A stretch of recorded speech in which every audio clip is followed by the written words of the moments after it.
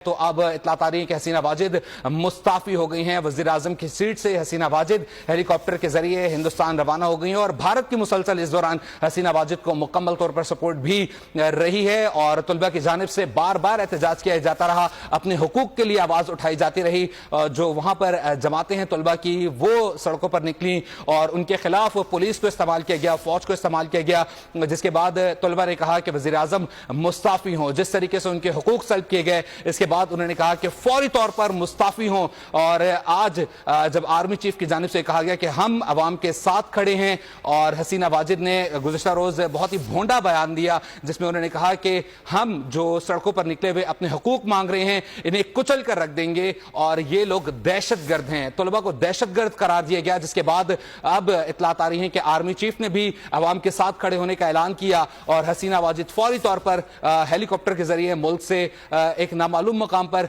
मुंतकिल हुई हैं। इत्तलात ये भी आ रही है कि वो भारत गई हैं, अपनी बहन के हमरा गई हैं। और जिसके बाद आर्मी चीफ, जो कि बांग्लादेश के आर्मी चीफ हैं, उन्होंने कहा कि 45 मिनट के अंदर फौरी तौर पर हसीना वाजिद मुस्ताफी हो जाएं। और अब इत्तलात आ रही है कि हसीना वाजिद फौरी तौर पर मुस्ताफी हो गए हैं। आर्मी चीफ अब से कुछ ही देर बाद कौम से खिताब भी करेंगे बांग्लादेश की।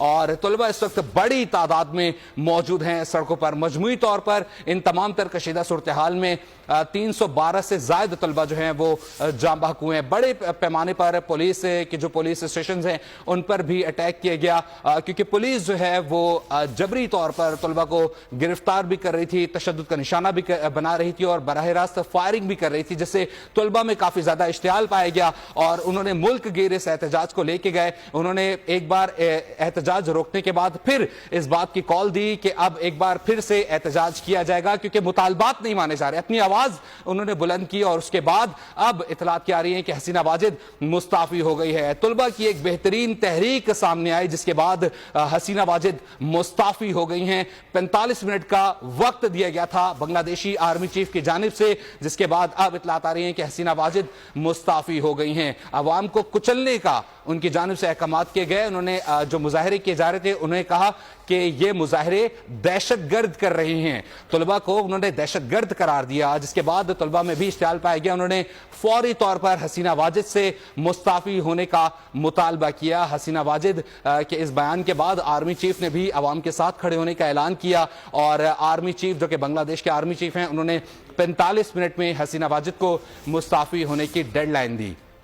अब इत्तलात आ रही है कि हसीना वाजिद मुस्ताफी हो गई हैं और हेलीकॉप्टर के जरिए वो नामालूम मकाम पर मुंतकिल हो गई हैं। बांग्लादेश के वजीर आजम मुस्ताफी हो गई हैं। बड़ी खबर है जो कि आपके साथ शेयर कर रहे हैं।